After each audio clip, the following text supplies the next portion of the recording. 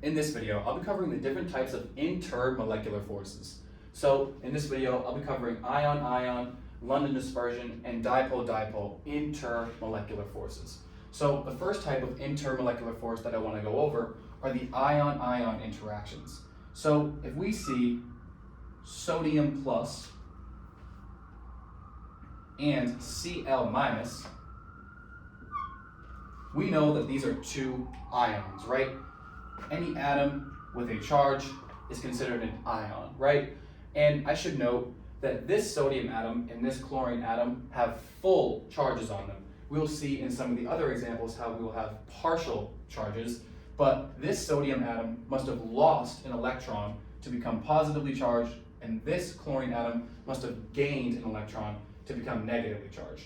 And we know in chemistry that positives and negatives attract. And this positive and this negative attraction is going to result in a pretty strong intermolecular force. Now, just as another example, if we were to see Mg2+, Mg must have lost 2 electrons, and F minus,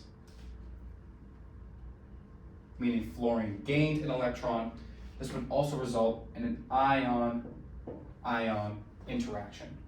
Okay, so on to our next intermolecular force. So this is a London dispersion force. It's sometimes written as LDF.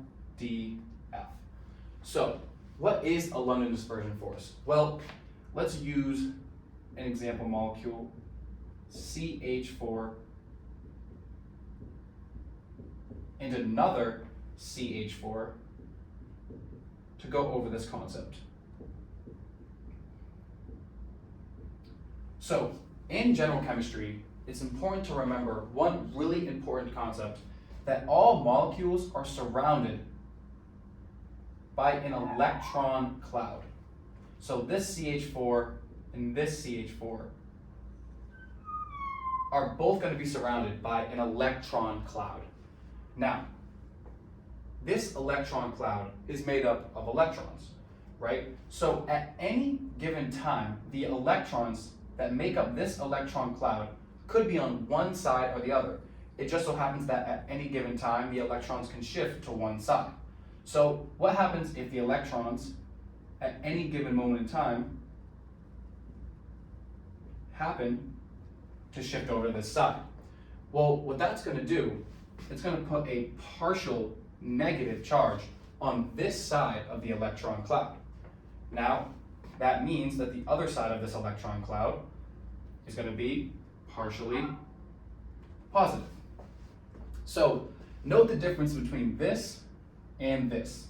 So this is a partial, this is the symbol for partial, this is a partial negative charge. This just means that in this electron cloud, the electrons have shifted over here and more of the electron cloud is over here. That is a partial charge. That's much different from a full charge where this chlorine atom actually gained an electron. So partial and a full charge. So what happens if this CH4 molecule, which has an electron cloud, the same thing happens. So what happens if the electrons happen in this moment in time to shift over here? Well, what is that going to do? That is going to create a partial negative charge over here and a partial positive charge over here. And what we can see is that this partial positive and this partial negative charge is going to have an attraction. So I'm going to cover dipole-dipole forces in our next intermolecular force, and it's going to relate to London dispersion forces, and I'll explain that in a second. However, it's really important to note for London dispersion forces that this is called, and you'll see this written in many textbooks like this is called an instantaneous, so instantaneous dipole. So, what does it mean when I write an instantaneous dipole? Well, instantaneous because this shift in the electron cloud is happening in one given moment in time, right? And a dipole is just an uneven distribution of the electron cloud. So the reason this is a dipole is because this electron cloud is shifted, so it is uneven on this side, right? So how is this going to differ from our dipole-dipole intermolecular forces? So let's say that we have the molecule HF.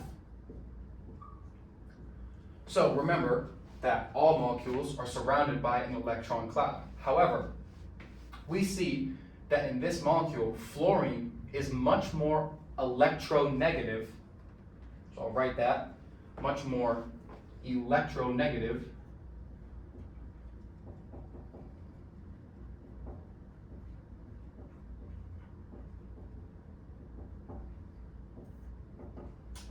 than our hydrogen atom. What is this going to do to the resulting electron cloud? Well, that means that fluorine is going to get more of this electron cloud. Now, what is that going to do? That's going to result in fluorine having a partial negative charge and hydrogen getting a partial positive charge. Again, this is just partial, not full charges. So, again, we see a dipole occur in this molecule because there is an uneven distribution of the electron cloud. Now, how does this come into play with intermolecular forces?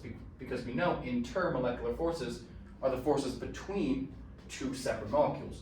So, what happens if one HF molecule comes in contact with another HF molecule? What is going to happen? Well, this is going to happen in both cases where this is partial negative and this is partial positive, and we know that these two partial charges are going to result in an attraction. So what is the difference between this and this? So they both have a dipole.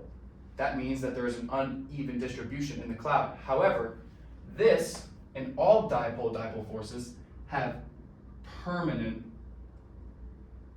dipoles.